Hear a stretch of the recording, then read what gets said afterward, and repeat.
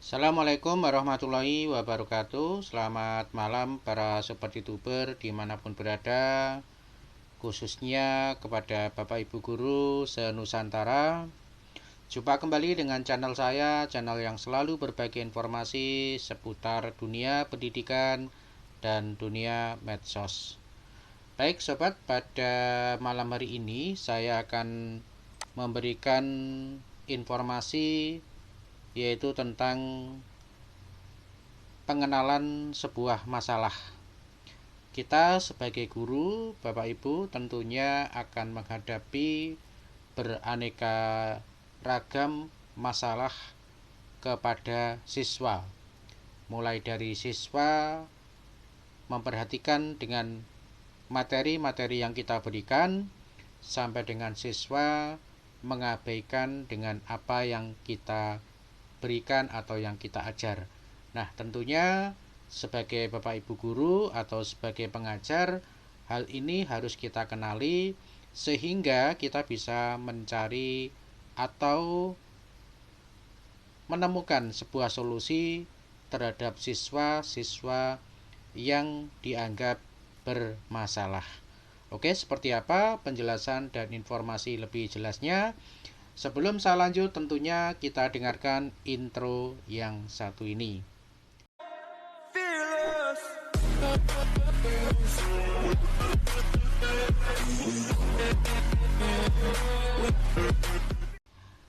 Baik, Bapak Ibu dan sobat youtuber dimanapun berada, di sini saya akan mengupas tentang pengenalan masalah dalam pembelajaran. Yang mana di sini siswa yang bermain sendiri di kelas dapat mengganggu proses pembelajaran dan menciptakan lingkungan belajar yang tidak kondusif. Hal ini juga dapat mengindikasikan ketidakberdayaan guru dalam mengelola kelas. Nah, Bapak Ibu, jadi di sini seorang guru harus bisa melakukan sebuah pengelolaan kelas, Bapak Ibu. Dan tentunya Bapak Ibu harus bisa mengkondisikan kondisi-kondisi di kelas agar kita dapat memberikan materi kepada siswa sesuai dengan target dan pencapaian yang sudah kita rencanakan. Baik, kita masuk ke slide berikutnya, Bapak Ibu. Nah, di sini dampak negatif terhadap pembelajaran.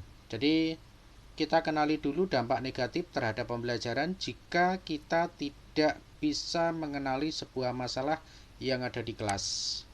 Yang pertama, ini adalah gangguan. Siswa yang bermain sendiri dapat mengganggu fokus belajar teman-temannya dan mengurangi efektivitas pembelajaran. Nah, ini Bapak Ibu harus kenali dulu. Jadi dengan adanya siswa yang bermain sendiri dan tidak memperhatikan dari apa yang kita berikan materinya, tentu ini akan mengganggu konsentrasi belajar teman-temannya ataupun lingkungan sekitar, Bapak Ibu. Nah, karena itu kita harus kenali dulu. Ini adalah dampak yang pertama. Kemudian dampak yang kedua itu adalah perasaan tidak nyaman. Situasi ini juga dapat menciptakan perasaan tidak nyaman bagi guru dan siswa yang sedang belajar. Nah, Bapak Ibu, jadi sekali lagi, kondisi-kondisi ini harus kita kenali, Bapak Ibu. Yang mana bahwa situasi ini tentunya akan menjadikan sebuah ketidaknyamanan, baik itu bagi guru pengajar maupun siswa yang sedang belajar, ya, karena terganggu tadi ya Bapak Ibu. Kemudian yang ketiga adalah kurangnya kolaborasi. Keberadaan siswa yang bermain sendiri juga dapat menghambat kolaborasi antar siswa dalam menyelesaikan tugas kelompok. Nah, Bapak Ibu, jadi ini pun juga akan berpengaruh Bapak Ibu. Jadi ketika kita memberikan tugas kelompok kepada siswa, kemudian ada satu sisi kondisi siswa yang sedang bermain sendiri, tentu ini akan menghambat tugas dalam berkolaborasi antar siswa, ya. Sehingga ini secara otomatis akan kembali lagi pada poin 1, yaitu akan terganggunya dan ketidaknyamanan bagi siswa lain di dalam mengerjakan sebuah tugas. Oke Bapak Ibu, itu adalah dampak negatif terhadap pembelajaran ketika kita membiarkan kondisi saat kita mengajar, kemudian siswa yang lain itu bermain sendiri. Nah, ini harus kita perhatikan.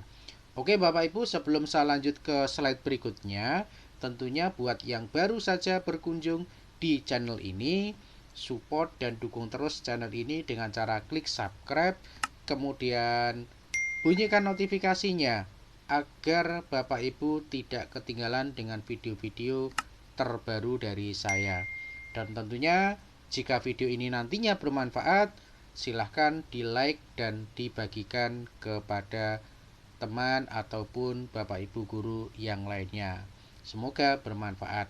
Oke, kita lanjut Bapak Ibu. Berikutnya adalah solusi yang pertama. Ya, solusi yang pertama adalah membuat aturan kelas yang jelas.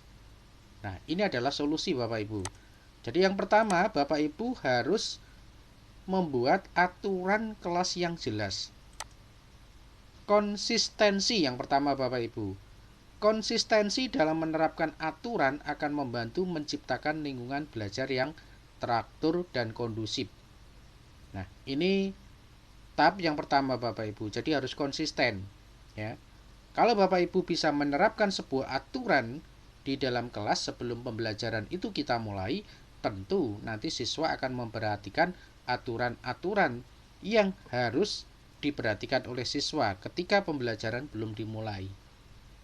Nah, ini yang pertama Bapak Ibu. Kemudian yang kedua itu adalah keterlibatan guru. Yang mana di sini maksudnya guru dapat memastikan aturan dan ekspektasi dijelaskan dengan jelas kepada seluruh siswa. Nah, jadi Bapak Ibu guru sebelum mengajar tentunya sampaikan aturan-aturan di dalam pembelajaran Bapak Ibu.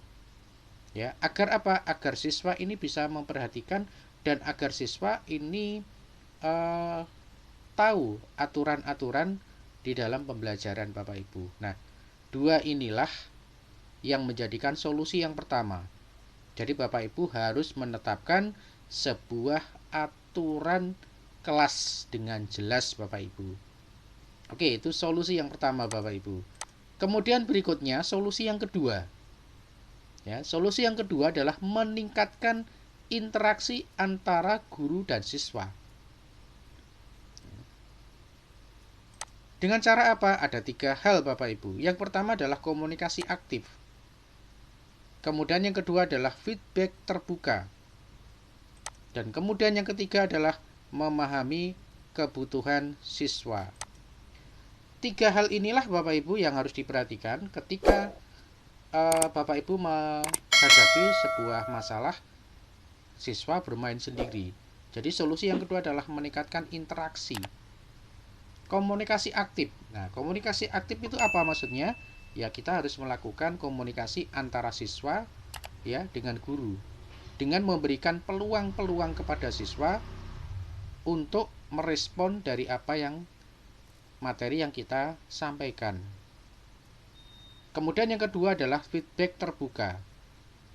Nah, ini sebagai imbal balik Bapak Ibu, tentunya di sini juga perlu Bapak Ibu lakukan sebagai bentuk dari interaksi Bapak Ibu guru kepada siswa. Kemudian yang ketiga adalah memahami kebutuhan siswa. Nah, Bapak Ibu harus memperhatikan hal ini juga. Ya, tidak boleh Bapak Ibu mengabaikan kebutuhan siswa.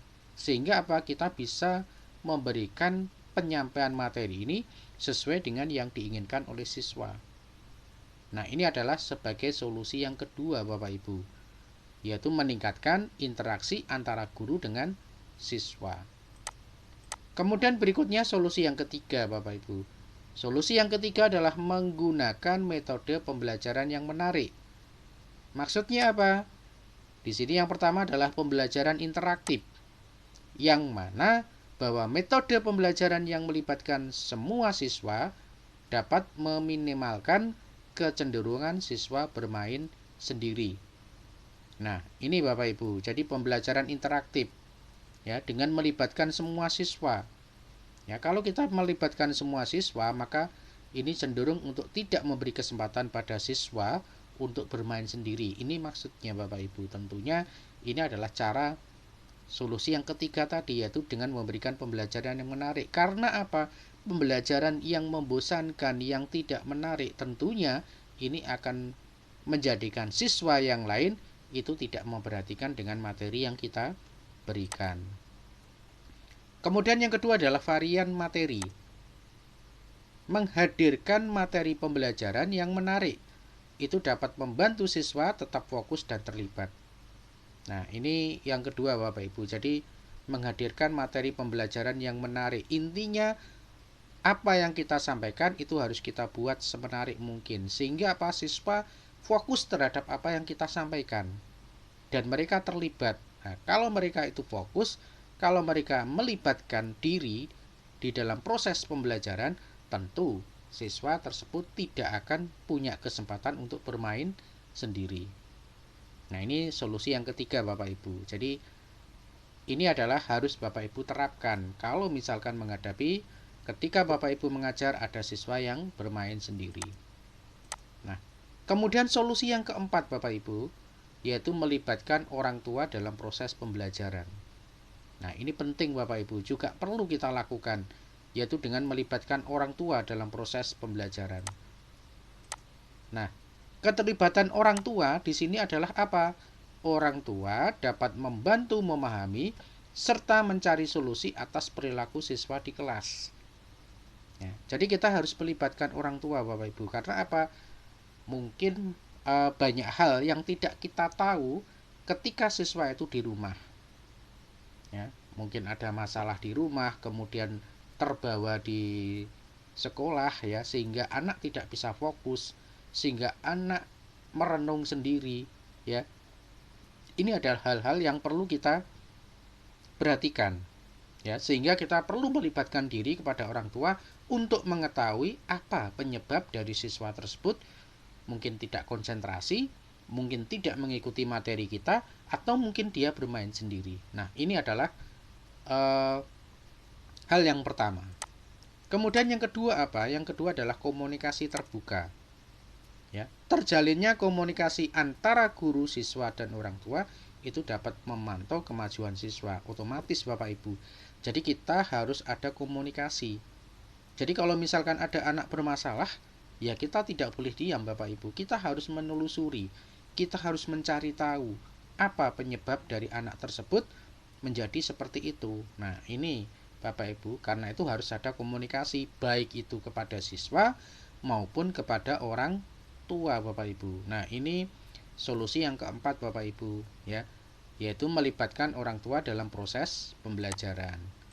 Nah, kemudian dalam sebuah studi kasus, yaitu pengalaman guru yang berhasil mengatasi masalah ini, yang pertama adalah pencatatan perkembangan, yang mana guru dapat mencatat perubahan perilaku siswa untuk menentukan efektivitas langkah-langkah yang diambil. Ya. Kemudian yang kedua adalah tim pengajar. Ya. Tim pengajar dapat bertukar pengalaman dan strategi untuk mengatasi siswa yang bermain sendiri. Nah, ini adalah sebuah kasus ya yang bisa kita jadikan solusi juga Bapak Ibu dengan tim pengajar. Ini juga merupakan satu strategi untuk mengatasi siswa yang bermain sendiri. Kemudian yang ketiga adalah komitmen siswa. Siswa yang berhasil dikomunikasi akan mulai memahami pentingnya keterlibatan aktif dalam pembelajaran. Ini juga perlu untuk kita kaji Bapak Ibu, yaitu komitmen siswa. Ini juga akan berpengaruh pada proses keberhasilan dalam pembelajaran. Nah, kemudian berikutnya Bapak Ibu, kesimpulan dan rekomendasi dari apa yang saya sampaikan tadi. Yang pertama di sini adalah komitmen bersama. Artinya, komitmen bersama itu adalah melibatkan semua pihak. Sangat penting dalam mengatasi permasalahan ini. Jadi, sekali lagi Bapak Ibu, di sini permasalahan yang harus kita solusikan itu tidak sekedar kita mencari tahu dari siswa, namun kita juga melibatkan unsur yang lain, termasuk salah satunya adalah orang tua.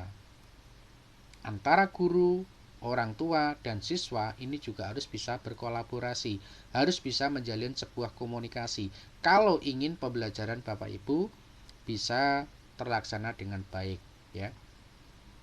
Kemudian yang kedua di sini adalah pembelajaran kolaboratif, yaitu pembelajaran yang melibatkan partisipasi aktif semua pihak, yang merupakan kunci dari keberhasilan Bapak Ibu. Sekali lagi, jadi di sini selain komitmen, di sini adalah kolaboratif Bapak Ibu. Kolaborasi antara semua pihak tadi Bapak Ibu.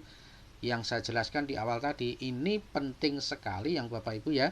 Jadi harus Bapak Ibu perhatikan, harus bisa Bapak Ibu cermati ya kasus-kasus yang ada di kelas.